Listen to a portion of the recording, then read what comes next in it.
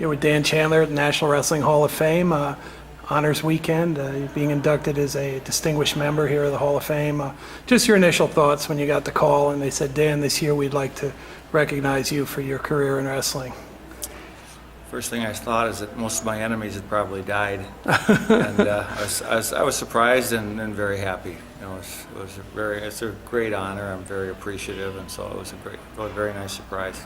Do you think back to how you got into wrestling? I mean, I'm curious what your story was that brought Dan Chandler into this sport. Well, you know, we had that discussion one time. Our whole 1976 Olympic team, we had 6 Minnesotans on the team, and we all were talking about how did you get started. And all of us kind of got started by watching All-Star Wrestling. You know, Vern Gagne was he was a scientific professional wrestler, and he had been an NCAA champion at the University of Minnesota. And he was a very charismatic guy, and he always promoted amateur wrestling. And he did a lot of amateur wrestling moves in the ring. And so I think that's was my initial, piqued my interest. And then when I got into middle school, they had a team, and I went out for the team. Ended up going to wrestling college. Was there a point where you realized, hey, I want to do this in college, I want to do this after college, or was it just kind of a natural progression for you? I think it happened right away when I was a freshman. The Minnesota Amateur Wrestling Club, Right. Wally Johnson opened his room up to the Greco-Roman family, and he was really ahead of his time. I mean, we helped his team tremendously, and his team were our training partners, and so when I was a freshman and definitely a sophomore, I started wrestling in the spring, doing freestyle and Greco. And I just kept getting better at the Greco-Roman style. It was more suited to my body type, and I enjoyed it more. And so, but yeah, from the time I was a freshman at Minnesota, I was exposed to it. So, When did you realize you were good at Greco to the point where you wanted to do it at an Olympic level? well, I think after my senior year at the university, I went to the nationals, and I beat a couple pretty good guys, and I liked the style, and I really liked the guys that were doing Greco, a good group, and they had a good sense of humor, and they had a nice sense of camaraderie with that group, and I liked that. It was much better than my university team, and so I think the friendship that we had with that group was probably the biggest factor. Now, Greco-Roman at the time you were wrestling, the U.S. wasn't considered a powerhouse. You were part of the group of individuals that focused on Greco and made us where we got to a point where we could not only improve but build a really pretty good program. What was it like to be a Greco guy at a time when we hadn't yet made our world mark in that style? Well, a lot of different feelings about that. I mean, we were pioneers. We weren't that successful, but when I wrestled in the 1976 Olympic Games, we kind of opened some people's eyes. You know, Brad Reingens beat the bronze medalist. I beat the defending Olympic champion, and we came very close to winning medals. And Pete Lee got a 5th, and Brad Reingens got a 4th. They both were one match away, and at that time it was a black mark system, and Reingens actually just wrestled the guys in the wrong order, or he would have won a medal. And so, but we really opened some eyes at that time, and then by 1979, our team took 3rd in the world. We had 3 medals at that event at the World Championship. So that was what, San Diego, right? San Diego World Championships. Yeah, we had a 2nd, 2 thirds, a couple of 5ths, and a 6th, and we really surprised a lot of countries. So when you wrestled, you made 3 Olympic teams, and one of them you didn't get to compete at. Right. What was that experience like? People forget that you went through that experience because they know you went to '84, and but what was the boycott like for you? Well, it was very disappointing for everyone. I really didn't believe it was going to happen at first. I just won the Matura Cup in Budapest, and at the press conference they said, well, President Carter has announced that the United States is not going to compete in Moscow. And I just couldn't believe it. I said, oh no, I'm sure that they will let the United States Olympic team go to Moscow. They couldn't do that to us. Of course I was dead wrong. But I remember that for the 3 years leading up to the Olympics, I'd been in the top 6 each year and been like one match from winning a medal. And I remember seeing the results the day they came across and seeing the guys that I had competed with, how the results were and how sad I was and how shaken I was. And we'd kind of held out hope that there was some talk that the International Olympic Committee was going to let the United States athletes compete under the Olympic flag. And of course, that was a joke, but we held out. We kept our hope alive until the bitter end, but it was a big disappointment. It took me years to get over that. I'm probably still not over that. Sure. No, I understand. 84, they talk about the Los Angeles Games being like the turning point in making the Olympics a successful deal. I mean, obviously it was towards the end of your career, but what were your thoughts of what happened with LA and how that brought the Olympic family to a new place?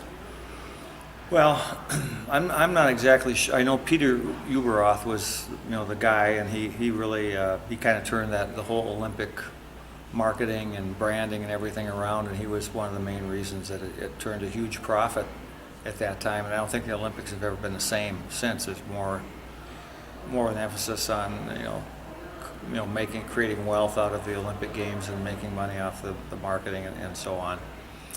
But it was a great game. It was very, very well organized. However, the Russians did a payback. They decided not to come since we didn't go to their party. They didn't come to ours.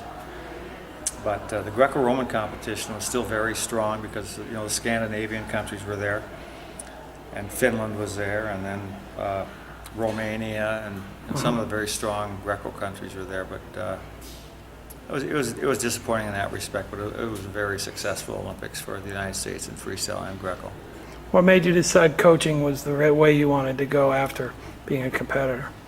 Well, because all the time I came up through wrestling and trained, that was always the best part of every day. I loved the training. I loved, we were all a group of good friends, and so after I decided I wasn't going to compete anymore, I was 32.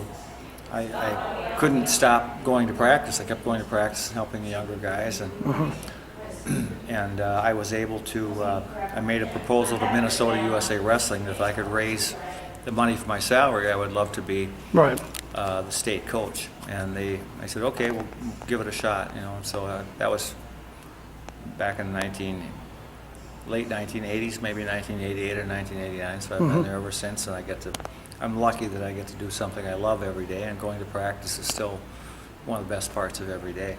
Now, you've been not just the coach of the U.S. Olympic teams for athletes from all over the country, but personal coach of some Olympic medalists in Greco. And talk about those athletes and what it was like to be in their corner and help them reach those dreams. Well, I started working with Mike Houck when he was 18. Just a horse, very strong physically. I couldn't believe a kid came out of high school and we could barely score on him. So that was a nice surprise to have him join our club. Jimmy Martinez was one of the greatest scramblers I ever worked with. He was third place in the NCAAs twice, and then he won a bronze medal in the Worlds and a bronze medal in the Olympics. Great wrestler. Mike Foy, another real great athlete, very explosive, great scrambler. Super explosive. He won a silver medal in the Worlds. Dennis Kozlowski. He looked like he was all physical, but he was a great technician. Right. He was a great technician. He studied. He was a real student of the sport, and he had everything figured out. He was a very smart wrestler. And then Brandon Paulsen started. He was probably the first guy that I coached. By the time he came to me, he was already well prepared. He had wrestled Greco and freestyle since he was 6 years old and won all his national age group titles. So by the time I got a hold of him, he was pretty easy to coach. He had a great hip toss. He could force anybody into that tie-up, and so he was very successful. He won multiple world medals on the espoir and senior level, silver medal in the Olympics. Garrett Lowney, nicknamed the Freak. Yeah. Probably the greatest athlete I ever had the great fortune to coach, and he won a bronze medal in the Olympics, and he beat a 5-time world champion in the quarterfinals. So it's been a great thrill to be able to work with so many gifted athletes. And as part of the Greco program, we talk about 2007, U.S. won the team title title at the Worlds. Your thoughts about the progression of the style to the point where, you know, Russia, Cuba, all these other countries that have done it before were under us on the platform. What was it like as a Greco pioneer to be part of a program that was absolute best in the world? Well, it was, you know, I was just overwhelmed by the fact that that happened. You know, because of the disadvantage we have in the United States in Greco, it was Right. just so amazing, so incredible that we were able to win the Worlds. And at that time, I think the rules had evolved to a place where it couldn't have been better for the United States. There was a lot of conditioning and endurance were involved, and it just was very beneficial to the way the American Greco-Roman style.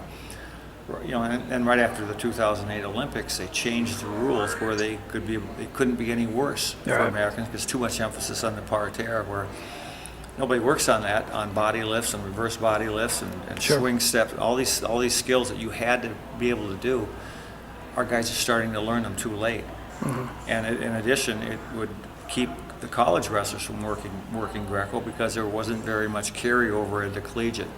Now it's back to where conditioning is a factor. The majority of the wrestling is going to be standing, so it's going to be very good in terms of getting some of the collegiate wrestlers to get in. They'll be able to see the benefits of working more upper body, controlling the tie-ups, and they can use your conditioning as a big factor as well. So the rules, you know, change 180 degrees, so that was a great thing.